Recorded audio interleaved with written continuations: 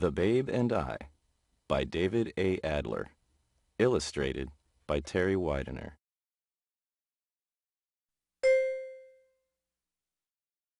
For my birthday, I was hoping my parents would give me a bicycle. They only gave me a dime. I was disappointed, but not surprised. It was 1932, in the midst of the Great Depression, and millions of people were out of work. We were lucky. My father had a job, but we never seemed to have much money.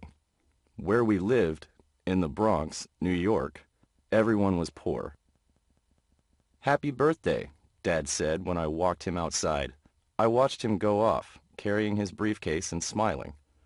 My neighbor Jacob was tossing a ball and catching it. He threw it to me and shouted, "Give me a high one." I'm Babe Ruth, the world's greatest baseball player. I threw the ball, and Jacob reached up. It bounced out of his hands. He was no Babe Ruth. We played for a while, and then Jacob said, "I have to go to work. Come with me. We can have a catch while we walk."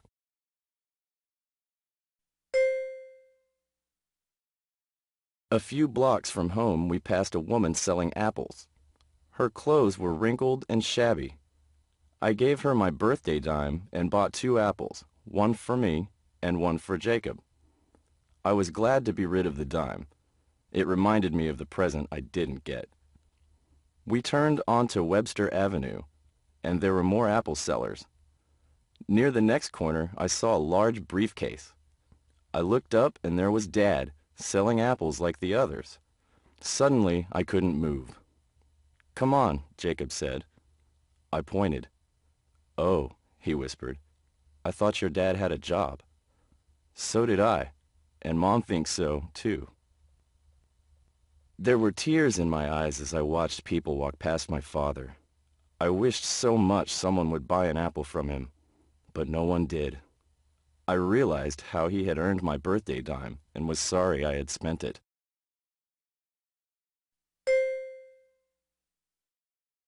"I have to get to work," Jacob whispered.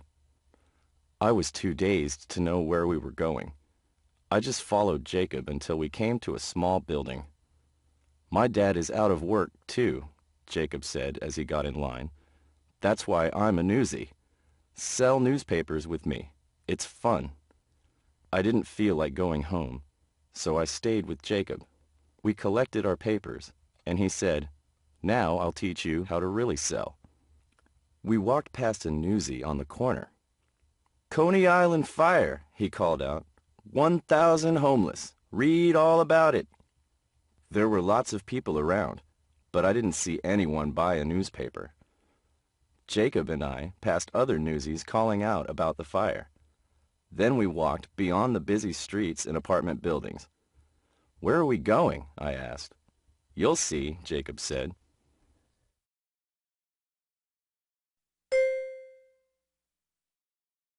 We walked until we came to an elevated train station.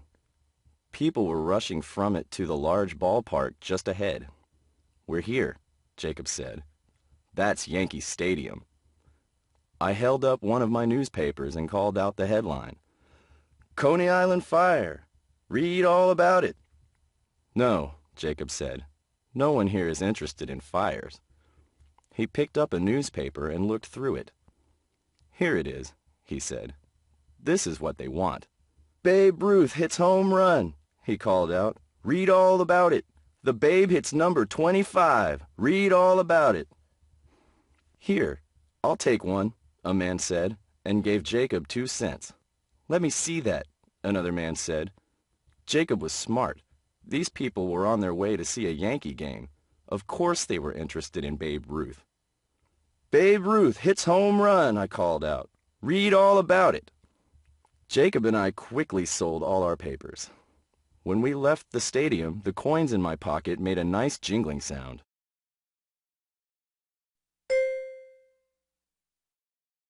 We went back to the small building and paid a penny for each paper we had sold. That left me with 25 cents. When I got home, I didn't tell Mom about Dad and the apples, but I told her about my job. She put the coins I earned in our money jar and said, Don't say anything to your father about the newspapers. It might embarrass him to know you're helping out." Later, Dad came home and put some coins in the jar. He took off his shoes, stretched out on the couch, and said, "I was really busy at the office today. I'm tired." I wanted to tell him he didn't have to pretend he still had his job, but I couldn't. I just looked at Dad's briefcase and wondered what he had in there.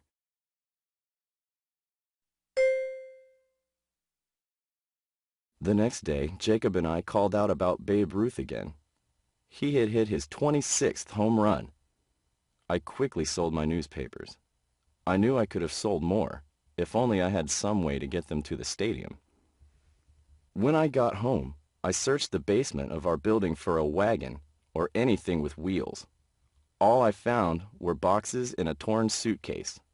Just before I went back upstairs, I saw Mrs. Johnson pushing her baby in a carriage. "Could I borrow that?" I asked. "Why?" she asked. "You don't have a baby." I told her about the newspapers. "I suppose so," Mrs. Johnson said, thinking. "But this would have to be a business arrangement.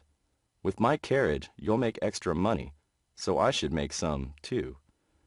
She offered to rent the carriage to me for 10 cents an afternoon, and I agreed.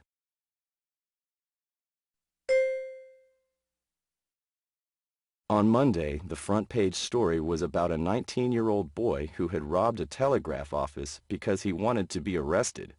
He knew he would get something to eat in jail. Jacob and I didn't call out about the boy. We called out about Babe Ruth. He had won a game for the Yankees with a hit in the 12th inning. Thanks to Mrs. Johnson's carriage, I sold lots of papers. I had 80 cents to give Mom for the money jar.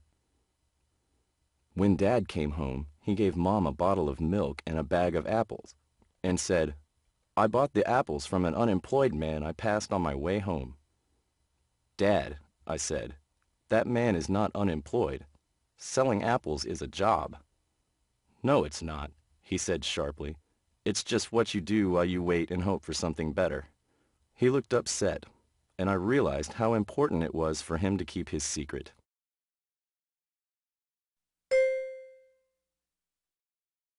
On Tuesday, Jacob and I called out, "Babe Ruth collapses! Read all about it!" And on Wednesday, "Babe Ruth stays home!" He had hurt his leg, and doctors told him he wouldn't be able to play for 3 weeks. That night, Dad asked me to walk with him. When we were a few blocks from home, he said, "Today I saw you pushing Mrs. Johnson's baby carriage. I spoke with her, and she told me about the newspapers." "I'm just trying to help, Dad." He said, "I know." Dad held my hand firmly. We walked quietly for a while. Then Dad asked, "Were you ever on Webster Avenue?" "Once." He squeezed my hand. Tears were rolling down his cheeks.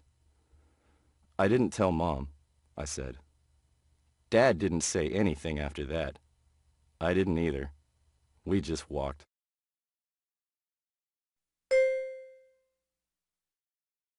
The next day, Jacob and I called out, "Babe Ruth sits with fans! Read all about it!" "Here, kid, I'll take one."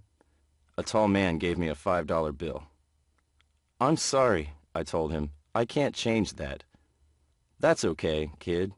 Keep the change." I just looked at the money. I couldn't believe anyone would pay that much for a newspaper. Jacob ran to me. "Do you know who that was?" he asked. "You sold a paper to Babe Ruth." In the few pictures I had seen of Babe Ruth, he was wearing his baseball uniform. I didn't recognize him without it. "Wow," I said. "I just sold a newspaper to Babe Ruth." I kept one hand in my pocket, holding on to my Babe Ruth bill. With my other hand, I sold newspapers, and I kept looking across the street toward where Babe Ruth had gone. When all our papers were sold, I pointed to Yankee Stadium and told Jacob, "I'm going over there. I needed to see Babe Ruth again."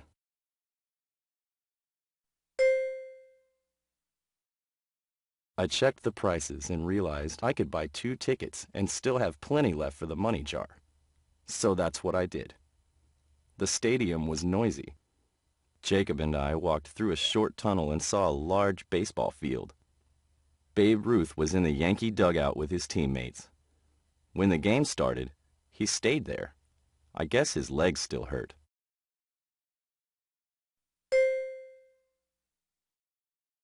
I tried to watch everything. The pitcher, the catcher, the batter, the players on the field, and Babe Ruth. Near the end of the game, with the score tied, the Yankee catcher didn't come up to bat. Out came Babe Ruth. Everyone shouted and waved. I think I cheered the loudest. "He paid for my tickets," I told the man next to us. "He gave me $5 so I could see the game." The man smiled. I think the Red Sox pitcher was afraid Babe Ruth would hit a home run. He purposely threw wide of the plate 4 times and walked the Babe. We cheered again as Babe Ruth slowly walked to first base. We knew he couldn't hit a home run every time, but at least the Babe was back. Babe Ruth was part of the 1932 Yankees. That year, they were the best team in baseball. He and I were a team, too. His home runs helped me sell newspapers. As I left Yankee Stadium, with the coins I had earned making that nice jingling sound in my pocket, I knew Dad and I were also a team. We were both working to get our family through hard times.